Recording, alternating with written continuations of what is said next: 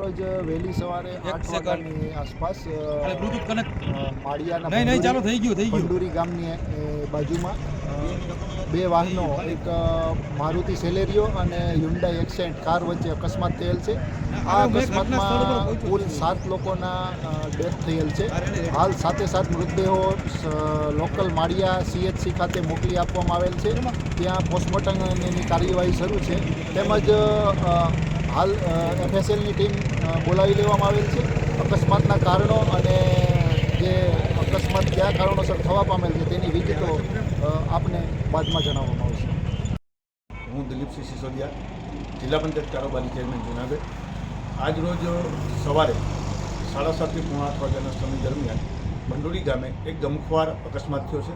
બે કારની વચ્ચે ગમખ્વાર અકસ્માતમાં 7 લોકોના મૃત્યુ થયા છે. હું જ્યારે આની 100 મીટર દૂર જ આગળ એક હોટલે બેઠો હતો ત્યારે અવાજ આવતા હું સ્થળ પર પહોંચ્યો.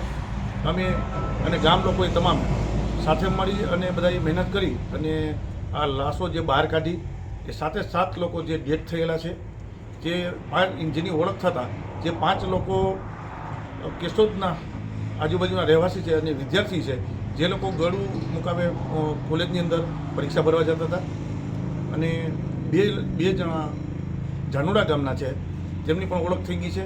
તેમના બધા પરિવારજનો અહીં પહોંચી ગયા હતા અને હાલ સાથે PM માટે માળિયા મોકલાવેલ છે.